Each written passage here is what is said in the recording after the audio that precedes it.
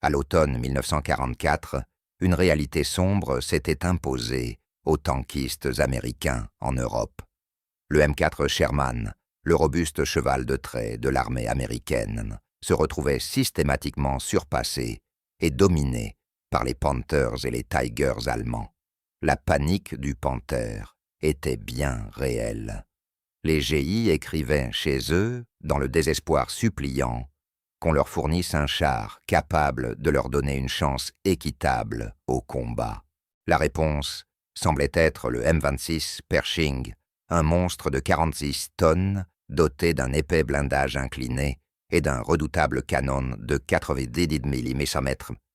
C'était le char pour lequel les soldats en première ligne priaient depuis des mois. Ainsi, lorsque le commandant de char le plus célèbre, le plus agressif et le plus victorieux d'Amérique, le général George S. Patton Jr., fut interrogé au sujet de ce nouveau char lourd, sa réponse fut stupéfiante. Il n'en voulait pas. Pire encore, il s'opposa activement à l'arrêt de la production du Sherman pour construire le Pershing. Comment cela pouvait-il être? Comment le légendaire Blood and Guts, l'homme qui croyait à l'attaque permanente, pouvait-il refuser une arme plus grosse et plus puissante? La réponse révèle une vérité profonde, controversée et souvent mal comprise sur la nature de la guerre et sur l'esprit unique et brillant du plus grand commandant de champ de bataille américain.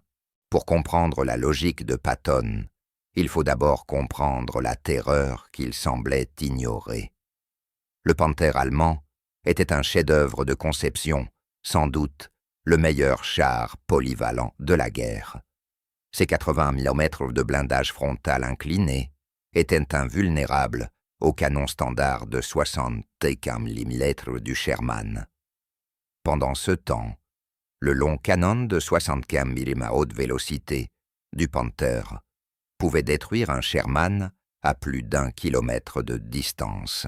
Le M4 Sherman, avec son blindage mince et vertical, gagna un surnom sinistre parmi ses équipages, le briquet Ronson, parce qu'il s'allume du premier coup à chaque fois.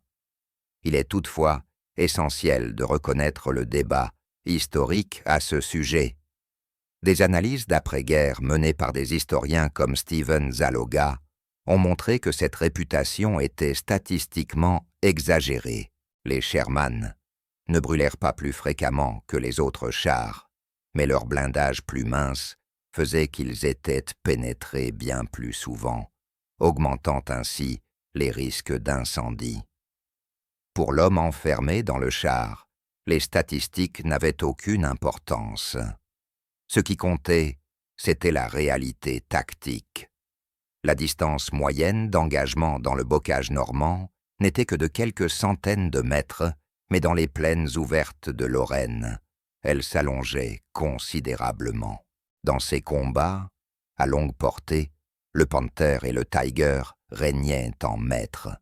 Les tankistes américains avaient l'impression d'être piégés dans une machine à mourir, contraints de recourir à des manœuvres de débordement et à la supériorité numérique sacrifiant souvent 4 ou 5 Sherman pour détruire un seul Panther. Ils désiraient désespérément un char capable de combattre à armes égales.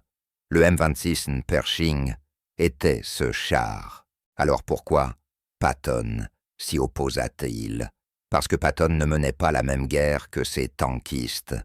George S. Patton était le dernier grand homme de la cavalerie à cheval. Toute sa conception de la guerre depuis ses débuts, comme jeune officier poursuivant Pancho Villa avec des véhicules motorisés, jusqu'à son rôle dans le développement de la doctrine blindée de l'entre-deux-guerres, reposait sur les principes de vitesse, d'exploitation et de mouvements offensifs incessants. Il ne voyait pas les chars comme des forteresses lentes destinées à s'affronter frontalement. Il les voyait comme de la cavalerie mécanisée. Sa doctrine célèbre était « tenez-les par le nez et frappez-les au derrière ». Cela signifiait utiliser l'infanterie et l'artillerie pour fixer l'ennemi dans un combat frontal brutal, le clouant sur place. pendant que l'ennemi se concentrait sur ce combat. Les divisions blindées, la cavalerie mécanisée contournaient ses flancs à toute vitesse, pénétraient profondément dans son arrière, coupaient les lignes de ravitaillement, détruisaient les centres de commandement, semaient la panique et créaient le chaos. Pour que cette grande stratégie fonctionne, Patton n'avait pas besoin du meilleur char pris individuellement. Il lui fallait le bon char pour l'ensemble de la force, un char suffisamment rapide pour exploiter une percée suffisamment fiable pour ne pas tomber en panne à 100 mètres derrière les lignes ennemies, assez léger pour franchir les vieux ponts. Européen et disponible en quantité si vaste qu'il pouvait se permettre d'en perdre sans interrompre l'avance. Pour Patton, le M4 Sherman était indiscutablement ce char. L'attachement de Patton au Sherman ne relevait pas de l'ignorance, mais d'une profonde expérience pratique. Il en connaissait intimement les défauts et exigea sans cesse l'adoption du canon de 60 mm et de meilleures munitions pour lui donner une chance accrue. Mais il plaçait avant tout ces 3 vertus stratégiques fondamentales. La première et la plus importante à ses yeux était la fiabilité. Le Sherman en particulier, son modèle favori, le M43, équipé du moteur Ford V8, était un prodige de solidité mécanique. Les chars allemands complexes et excessivement sophistiqués étaient de véritables cauchemars à entretenir et tombaient sans cesse en panne. La transmission finale du Panther avait une durée de vie inférieure à 150 km. Le Sherman lui était un cheval de trait simple et robuste qui continuait d'avancer coûte que coûte. Patton savait qu'un Tiger avec une transmission brisée n'était plus qu'un bunker immobile. Un Sherman en état de marche pouvait gagner la guerre. Deuxième point, la vitesse et la mobilité. Le Sherman pouvait maintenir une vitesse stratégique de 25 à 30 miles à l'heure sur route. C'était la vitesse de l'exploitation, la vitesse d'une charge de cavalerie. Suffisamment rapide pour maintenir les forces allemandes en déséquilibre constant durant la course à travers la France. Son poids, environ 33 tonnes, lui permettait de franchir la grande majorité des ponts européens sans nécessiter la construction de nouveaux ouvrages par le génie militaire, un facteur décisif dans une avance à grande vitesse. Troisième point, le nombre. Les États-Unis produisirent près de 50 000 Sherman. Patton comprenait le calcul brutal d'une guerre d'attrition. Il savait qu'il perdrait des chars et qu'il lui fallait un système logistique capable de les remplacer immédiatement. Dans une lettre adressée au département de l'armement, il loua le Sherman, affirmant que son excellence mécanique et sa capacité à arriver le plus vite possible avec le plus grand nombre possible étaient ce qui comptait le plus pour gagner la guerre. Considérons maintenant le M26 Pershing du point de vue strictement stratégique de Patton. Sur le papier, c'était le rêve de tout tankiste. Grâce à son canon de 80 piles, il pouvait détruire un Panther de face. Son blindage pouvait encaisser un impact direct du canon ennemi. Mais aux yeux de Patton, c'était un handicap stratégique. Avec ses 46 tonnes, il était plus lourd de 13 tonnes qu'un Sherman.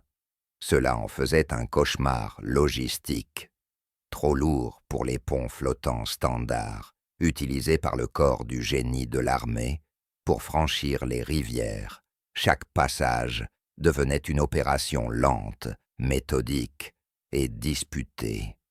Tout le contraire du style de Patton, il surchargeait les transporteurs et consommait davantage de carburant, une ressource pour laquelle Patton se battait en permanence. De plus, il n'avait pas encore fait ses preuves en conditions de combat. Le Sherman avait été testé et perfectionné au fil de plusieurs années de guerre.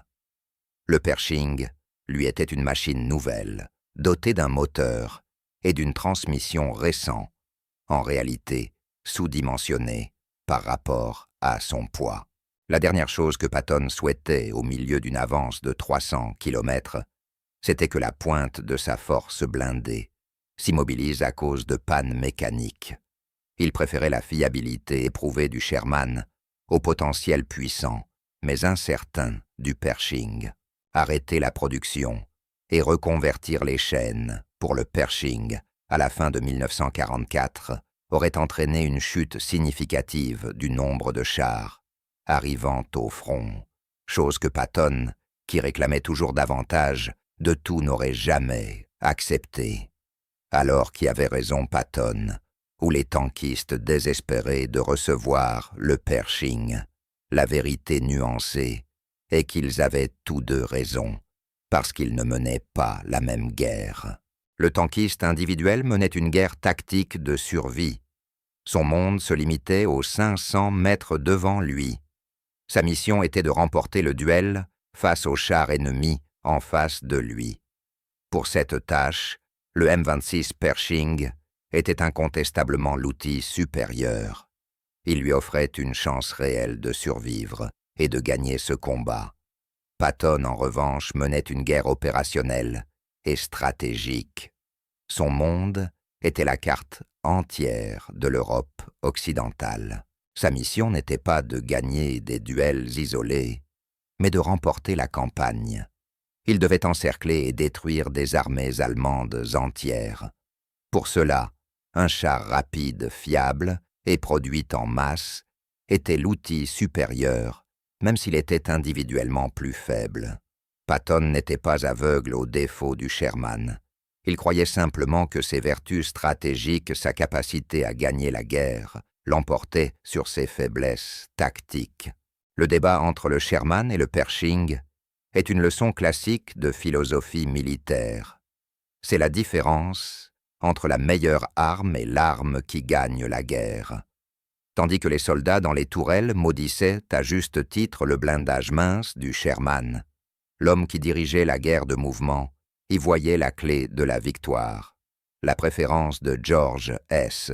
Patton n'était pas une condamnation du Pershing, mais le témoignage de sa foi inébranlable dans une doctrine de guerre fondée sur la vitesse. Il choisit le cheval de trait, fiable, capable de soutenir son blitzkrieg, plutôt que le pur sang puissant, susceptible de la ralentir.